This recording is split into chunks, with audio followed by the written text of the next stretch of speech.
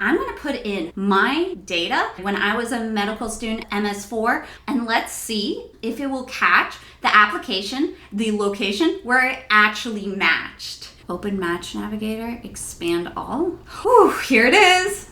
Where you are a strong match, high invite likelihood for applicants with your profile. These are the safety schools. You're a strong match.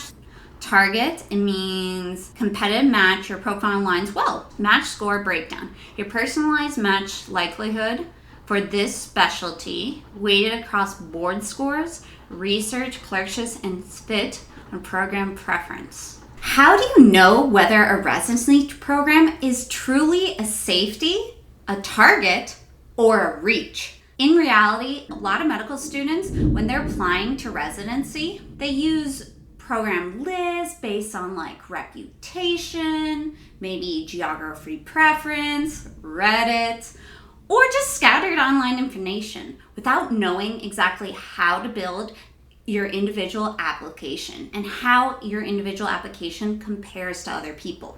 In this video, I'm going to go over how residency applicants can build their program list. My name is Dr. Mas. I am a third-year Chief Psychiatry Resident who has experienced the match myself 3 years ago now, actually almost 4 years ago, and now helps medical students navigate the residency application process. Specifically, I work most with individuals with red flags or non-traditional journeys, like Black at X, individuals who have failed their USMD 1, 2, or 3, IMGs, and DOs.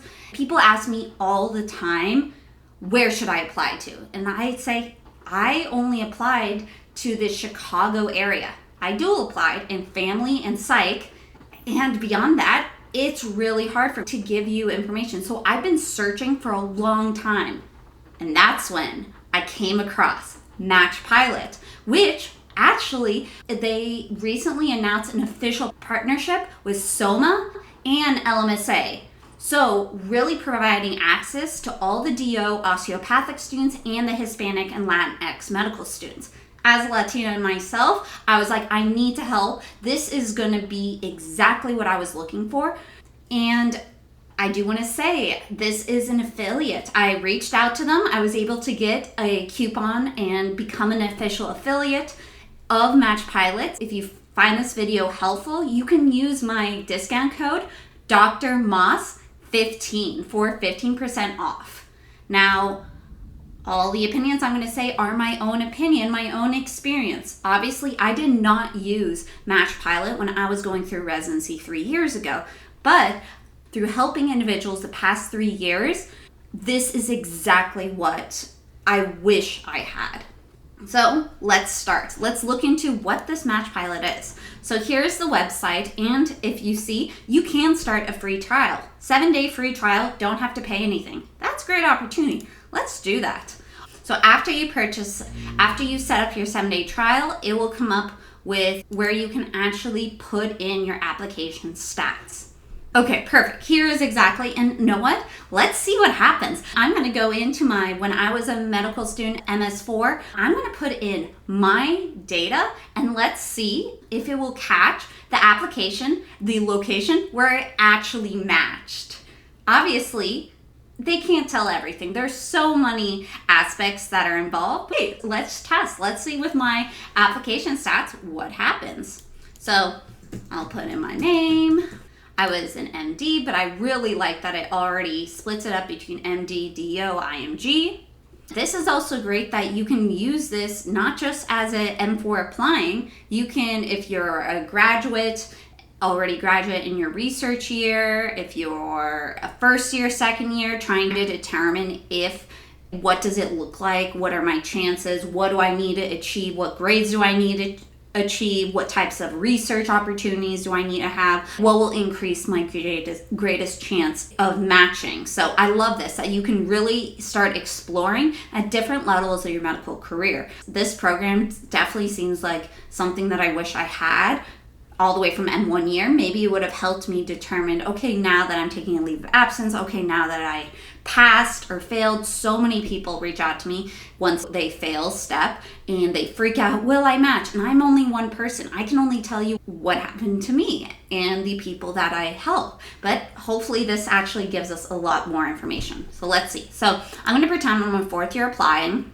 Ooh, medical school. Because every single medical school, so it's going to look at, okay, from this specific medical school, how many people actually applied and matched. And I remember my year, it was really low. It was like 20 applicants applied to psychiatry and only 50%, 10, actually matched into psychiatry. Primary specialty, psychiatry. Ooh, and I'm so glad they did this. The secondary, especially if you're thinking about dual applying, this might help you actually determine what are your actual chances. Should I dual apply? Everyone asks me that, so let's see. I dual applied to family. Cool. Academic metrics. Okay, so I failed. It doesn't say how many times I failed. So maybe it doesn't matter. And that is something that I tell a lot of people. It doesn't matter how many times you fail. Step one, it's at the end of the day, you just need to have a passing score. Failed board attempts or significant gaps in education, like a leave of absence. Let's put yes, because that was my situation before. Posters, presentation, abstracts, because I tried to, since I knew I had my step one fail, and I knew I had red flags, leave of absences, I did a lot more scholarly presentations. A number, I would say at least 10. So I'm going to put 10.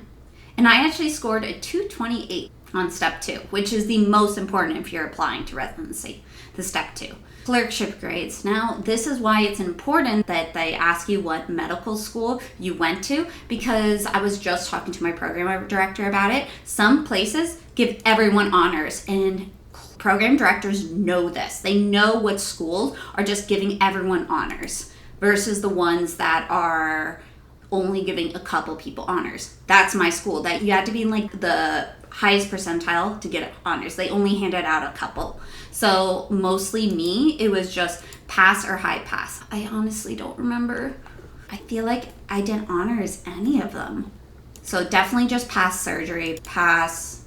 I'm pretty sure I high passed psychiatry. I'm pretty sure I high passed family medicine, and it just passed. So I think I worked really hard to make sure I high passed the specialties I was applying to. This is also so important that program directors are really looking at geographic preference, because if you choose their area, they know there's a higher chance that you'll actually interview with them and most likely rank them. Okay, so it was really important for me to be in the Illinois area. So that was because my husband was a neurology resident. There's so many geographic. I don't even remember them being this many. Setting preferences. Can you choose multiple of them? I think you can. Visa requirement, this is directly asking for IMGs. So great that they have that opportunity. How much each factor influences your decision.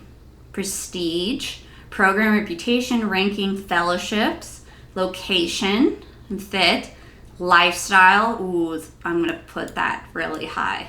Location was super important for me. Research, time for research, it really wasn't. Fellowship and benefits, cost of living, true. Ranking and fellowship application. I really didn't care about prestige. It was definitely location, lifestyle for me. I'm not saying it's for everyone. Academic versus community, high volume community hospital, university-based training center. It was important for me to do both, but that is a question I ask every applicant, is if you have a lot of research, usually that's more geared towards academic programs, versus community is very much focused on community service, working with the underserved populations. If you have the ability to speak other languages, Medicaid, Medicare, those are the type. For me, I like both. Let's see. Save changes. So let's see what happens. So again, as an overview, you select your specialty, your step 2 score, whether it's DO, and clerkship grades, research, geographic preference.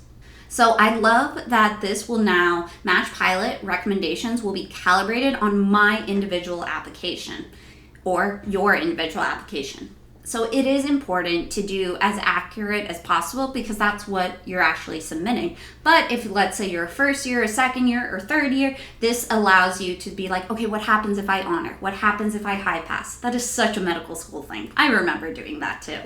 And so we can update it as you get more applications and things like that. Okay, awesome. Completed. So let's see what happens. And this is like the first time I'm really going through this. Usually this shows up at the very beginning when you sign in. But all I did was I went to the dashboard and I did profile completion. Okay, and let's see. There's so many options on this. So we have program dashboard, which looks like my match pipeline, which ones I favorited, the ones I actually signaled. So like, I remember that was so confusing. It was like, by the end, I was like trying to do a Google spreadsheet, but there's just so many factors to take in, and that's exactly what MatchPilot does. All those factors that maybe you haven't even thought about. The number you applied, pros you marked, the ones interviewed, and then rank. So literally every single step of the process. Signals primary, psychiatry, no ERAS signals. Signals secondary. Oh, and it says the deadline for rank day, March 3rd, 2027. So it's literally making for this exact match cycle. Interview tracker, which ones I've scheduled, interview waitlist declined. Oh yeah, especially this is helpful to remember, have I heard back from that person instead of going through ERAS and going through that other system trying to find it. AI match analysis. Psychiatry primary, moderate competitiveness. Developing candidate, family medicine, lower competitive. Yeah, I would agree. Developing candidate. Your profile is still developing relative to typical match applicants for this specialty. Okay. And then I can put in when I received it, when I interviewed them, if I sent them a thank you letter, if I send them a like notification, like I'm super interested. I have tons of videos on different things that you should consider. Okay, add event, ERAS opens. Oh, good. So you don't even have to, like, this is a calendar just for you. It already puts in all the dates that you need to know. So ERAS opens September 3rd, and this is super important. Residency programs begin receiving applications. So this is the first day program directors can actually start looking at applications. So it doesn't matter if you submit it on September 3rd, September 4th, or September 23rd. It's all going to say the same September 24th. So don't stress yourself out. MSPE release date, okay. Interview season begins on October 15th. And I do want to say, put in a quick plug that I do a lot of mock interviews every single year. And what makes my mock interviews unique, you can see the videos that I have or my mock interview course, is I do unique questions based on what you actually present. And I do unique patient scenarios that I've individually experienced in my life. So I don't like doing the typical, except for the tell me about yourself, because that one always happens. So learn more below. And the videos I created that you can see recordings of previous individuals who have let me share their video. NRP, rank order list deadline, SOAP, and match day. Whew. Okay, so let's go. Still developing relative to, so does that mean it's not ready yet? Essence based on profile data, NMRP, and specialty specific. Not a guarantee outcome, obviously, because they don't know. Open match navigator, expand all. Whew, here it is. So how many are they still calculating? Where you are a strong match, high invite likelihood for applicants with your profile. What's my one reach? But it's cool that they provide you. These are the safety schools with your strong match. They historically have had, if I was an IMG, people with IMGs, or if I was a DO. Target, it means competitive match, your profile aligns well. Match score breakdown. Your personalized match likelihood for this specialty, weighted across board scores, research, clerkships, and fit on program preference. So what does 23? Minus 18 versus matched mean. That 23, I feel like higher numbers is better. Specialty difficulty, specialty fit, signals. I haven't put in who I signaled. Your step 2 is 17 below the psych average. Interesting. I still match, so obviously it's not perfect, but this gives us a really good idea. Strong research profiles with 10 works highlight this as a research-oriented program. Perfect. That's what I've been telling everyone. And this uses AI to track residency applicants across 68,000 ACGME accredited programs. Potential red flags. Proactively in your personal statement. I disagree about that. There are specific places to address red flags. Do not include in your personal statement. I want to know who my reach is. Okay, and then let's go to the family medicine. Are selective by worth applying to? Difficulty 10 below the average. So you need higher stuff for psych, but something that it's not noticing is that psych does holistically view, and same thing as family. So obviously it's not perfect, but it gives you an idea instead of looking this up for every single specialty program. Strong research. Okay, so then let's open Navigator. Is that what will tell us? Let's see what happens next. And I'm literally going through this with you. Ooh, what is this? Stimulate scenarios and analyze your competitiveness. Ooh. Step 1, step 2, high research. Oh, I kind of like this picture. Yeah, I didn't have AOA. They did have it in my school. I wonder though if interesting. Okay, if I was an AOA, I'm not an AOA. Interview invites, presentations, away rotations. Oh, interesting. Away rotations. So ones that maybe fit. A failed step 1 or conflict significantly limits your program options. Programs are ranked by how often they have historically considered applicants with failed scores. Programs with no history of inviting applicants score very low. Interesting. But that's based on match score. What about fit score? Sort by combine. Oh, I get it. Okay. Oh, and you can click what the strategy is and an explanation to why I'm only getting 1. Psychiatry is a favorable match rate compared to surgical specialties. Focus on completing your application profile, targeting programs aligned with your geographic preference. That's what I did. Family medicine has relatively favored match rates compared to surgical, of course. Okay, that was pretty, I got that. What happens though if I just say I passed? You can't take step 2 if you've done step 1.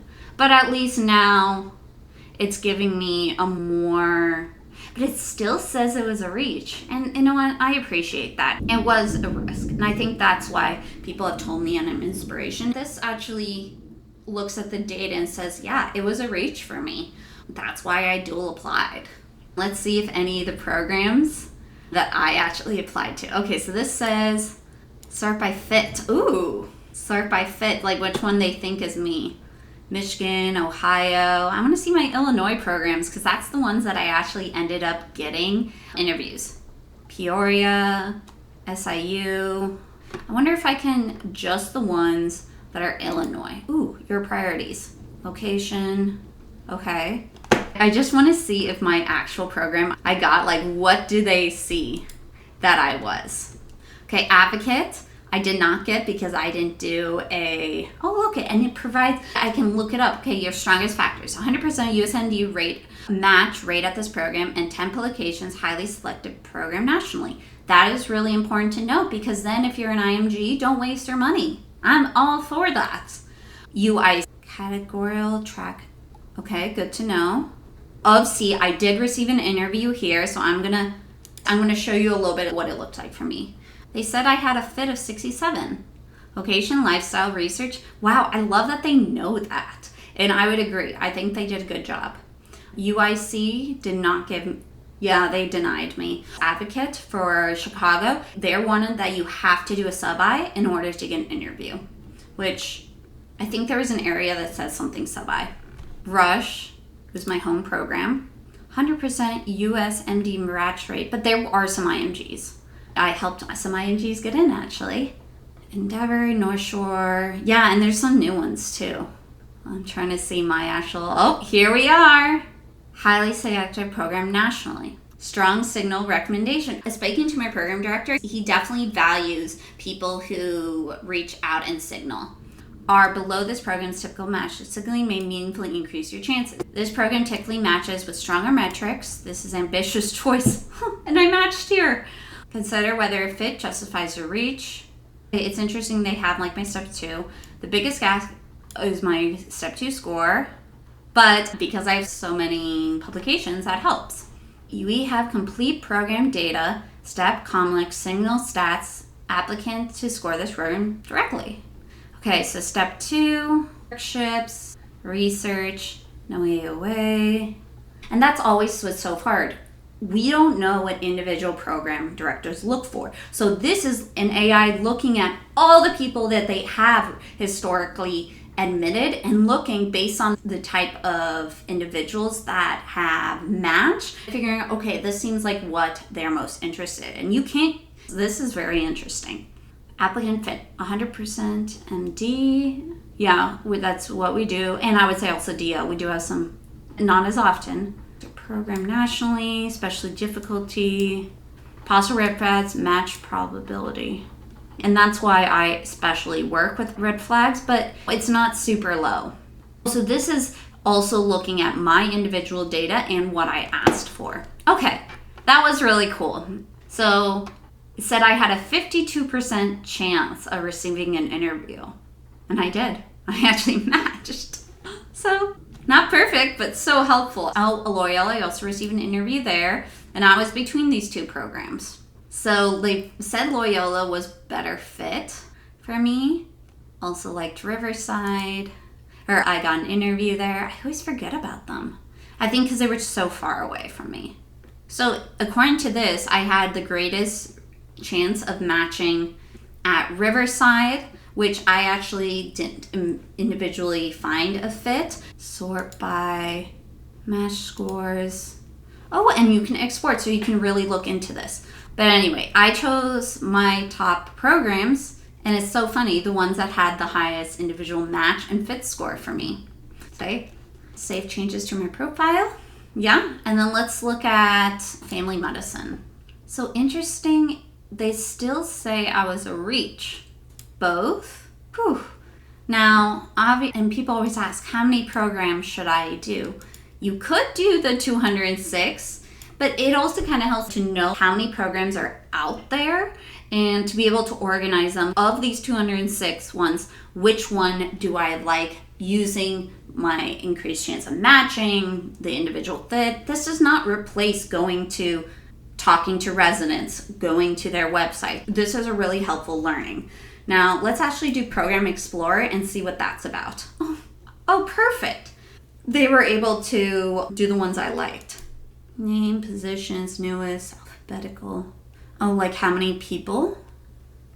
Oh, this is gold. Knowing, because that was so annoying, well, not for me, but as I've been helping applicants, it's hard to look at, okay, is the current class, is there MDs and DOs, is there IMGs? This is actually looking at what is the data. Okay, Indiana is accepting family medicine, this is interesting. So this is looking at actually the information, how many beds they have, their census, Medicare. So if you're seeing individuals with financial assistance, annual birth would be important for family medicine. 3 years, selection and interview. Step 2, medium invited applicants. Okay, this is actually really interesting to note. This is the amount of individuals they are and how many they send out for DO, USING, non-IMG. This is so comprehensive. Interviews conducted. I wonder if it's still in person. They might be, because this is getting data from last year and the previous years. Years since graduation, within 2 years. And I help individuals who have 5, 6 years of application. They're always asking me, and it's hard to know. And so this answers that question. I've been saying this forever. What does it say required for an interview? No. So maybe no, they don't require it. Trends. Okay, so here's looking the past 5 years. How many people? It looks like less. Interview rate. Wow, more USIMGs are receiving interviews at this program. non-US, so that's actually good to know. Interesting, the DOs are the least. There is also less of them. Step 2, invited applicants. Step 2, scores and applicants. This is helpful, but then shows like if you don't pass, I think that shows it's like for this program, it's not required. You're going to have to look at your individual program in this MatchPilot to see if it's required. But usually I've seen that is like higher chance of receiving an interview once you have the pass. Oh, and this is really helpful if they're people that are clicking I want to be in this geographic area compared to they don't click. And I think that shows a lot of they really want people that click I want this location. Interesting. Look at how many with a signal. Life as a resident. Offers a balance, urban. Offers a mix of. This is really helpful, especially it's like almost writing the letter for you when you go and say why you want to be in the program. This is going to help you with that email of what's important and things that maybe you don't want to say, crime rate, but it then helps you. Family friendly, yes. There you go, different activities. And also, pros and cons. I love this. This is exactly what I tell that applicants need to do when they practice mock interviews with me is like, what are the pros and cons of each? And when you go and do interviews, you should also be writing that down. And so it's doing it for you. And vacation, nice, disability, medical, dependents, all that. Oh, and perks. Then you don't even need to ask residents, even though it's always good to ask them too and confirm this information, but that's so helpful. Okay, academics, trials, amount of pursuing fellowship. Like all these are questions that I always recommend asking, and it's all on this doc. It's all on MatchPilot. Work hours, the amount of didactics per week. Ooh, night float, moonlighting. Research is optional. Paid leave 28 days. Composition. Ooh, this is helpful. Yeah. Especially I know my year in my program, I was one of the only females. And so that was definitely frustrating. I love that there's a mix of diversity. Demographics, trainee type. Oh, and then what they go into after. Full-time, career intentions, part-time academic, so they stay or some academic and continue training for fellowship. This is phenomenal. And this is just my data that I put in. Put in your own data and see how it helps you. I'll say it again. My 15% code is Dr. Moss, DRMOSS 15 for 15% off. Okay, so we did the Program Explorer. That directly finds the ones that are best for you. Now it's time for interviews. Ooh, so let's pretend. So yeah, I did Rosalind. Oh, there you go. Rosalind, scheduled, interviewed, and declined. Okay, let's say I was scheduled for the 1st of October. Interview format, it was virtual. Interview type, panel and traditional is usually what I've been seeing from talking to applicants and what we've done. Number of interviewers, you really won't know that until the end. Location appeal. Oh, so this is exactly what I was trying to do in my spreadsheet, and you can see on my website the spreadsheet, but I love that this actually already has it and will help me. Would you rank this program? Yes. Thank you note sent. Follow-up needed. Amazing. Pros and cons. Any other observations, overall impression, amazing. And then now I can really see this, my fit, my happiness. Ooh, wait, how do I put the fit, location appeal, number of interviewers? How do I change that? Overall fit, resident happiness, I would say really high. That's why I ranked them so well. Faculty support, I also noticed that. Everyone was raving about PD. And then overall fit, yeah, I felt, but I wasn't 100% sure. So interviews, notes, and then your calendar you can see. Awesome. This is so nice. My programs, if I signaled to them, I didn't need to do my signal to rush because I automatically got an interview because it was my home program. These were the 5 programs I received. What does it look like when we want to rank? Drag rows to reorder. Order is saved automatically. So maybe we're gonna have to do another video in the future once rank list comes around and how to do it. Previous match stats. Okay. Whoa. A lot of information here. Okay. It's very nice though. Your profile, psychiatry. Wait. USMD. Historical match rate is 91.3%.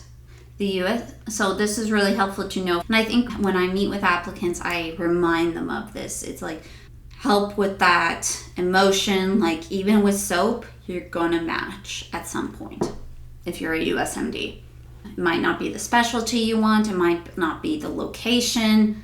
And a lot of people ask me, if you have to soap or you match, let's say, internal medicine, you can always reapply the following year to psychiatry, to another specialty. People did it all the time. I'm going to say 50% of my current class are ones that didn't match psychiatry the first year, and so they went to internal medicine, and now they were even more competitive because they had internal medicine and step 3 under their belt, and they could now, program directors liked that better because they're like now leaders.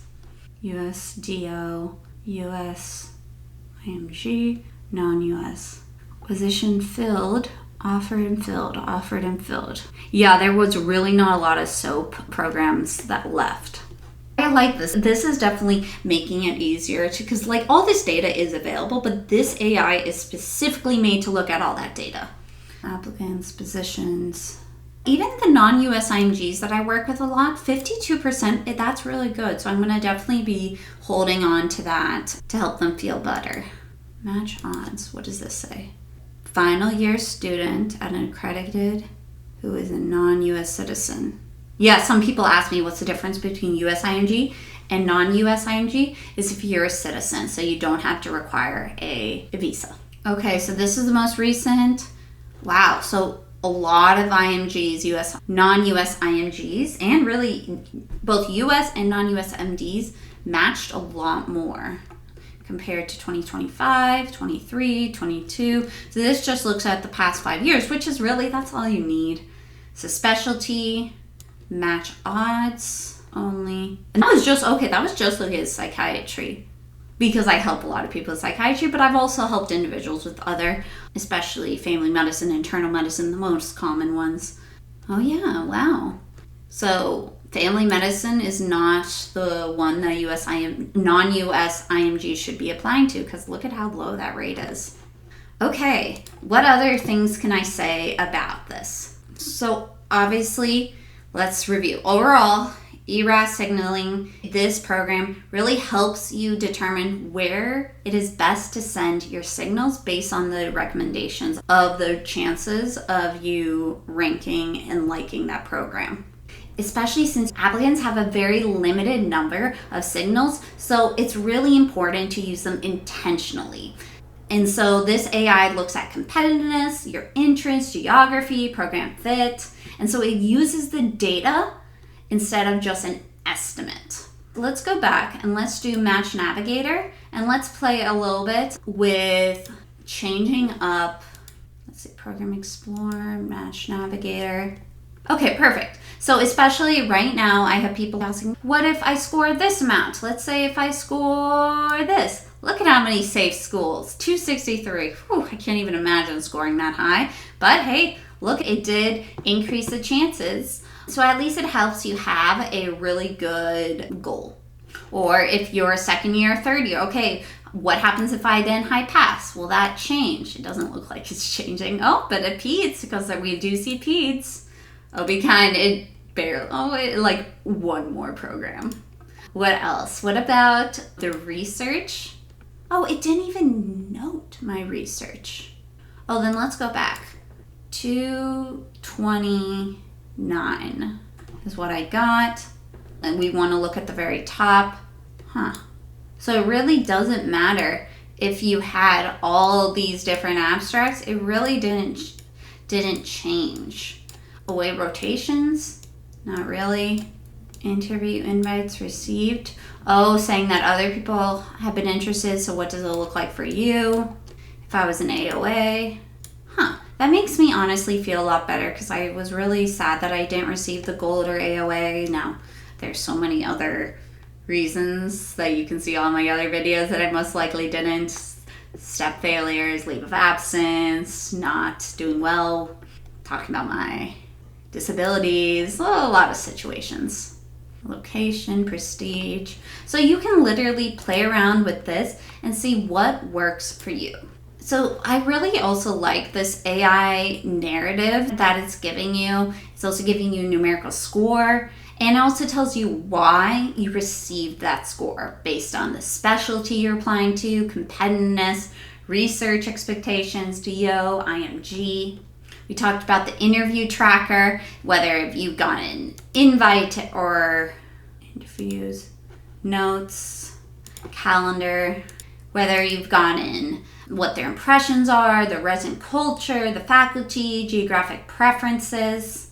So overall, the reason I believe this is so helpful is because it really helps you have transparent guidance of where to apply and where you should put all your, instead of just applying to every single program out there in the country, which I've seen applicants do and really waste a lot of money and time, especially if they're doing individual personal statements. So this actually tells you where you have the highest chance or things to consider in general, especially if you're not from that geographic area, or even then, there are programs on here that I didn't even know about. And I also liked that this makes it an equal playing field. Some USMD schools have a lot of resource and advisors that can help you. And so this evens the playing field for everyone, whether you're an IMG, whether you're in school or not, whether you're currently on leave of absence. It really gives you individualized and personalized rather than just generic program comparisons. It compares to your individual data. And it also splits between safety, target, and reach. So if you would like to explore MatchPilot, you can use my affiliate discount code DrMoss15 for 15% off.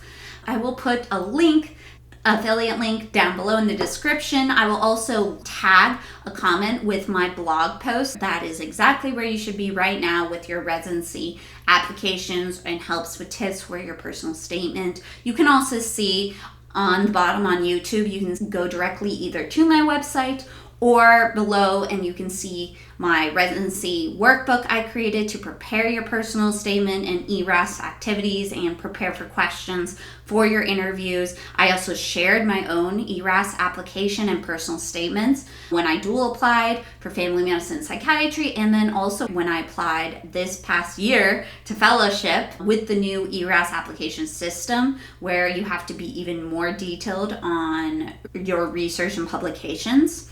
A lot of people have told me that's helpful. I just went over psychiatry and family medicine. Put down below in the comments what specialty are you applying to, and what is the most difficult part about building your residency program list? Is it trying to figure out where you're applying, if they're accepting of red flags? Could comment below. My name is Dr. Moss. I'm a psychiatry resident. Thank you so much for following and learning about MatchPilot with me. Thank you again, MatchPilot, for allowing me to be an affiliate and share this great video with what it looks like to be an applicant. Make sure you subscribe for additional information and look at all my videos on ERAS, interviews, mock interviews, and other match guidance. You can go to the podcast that says residency applications for all the long form videos, and I hope it's helpful for you. Thank you so much for joining me today. Take care, everyone. Bye-bye.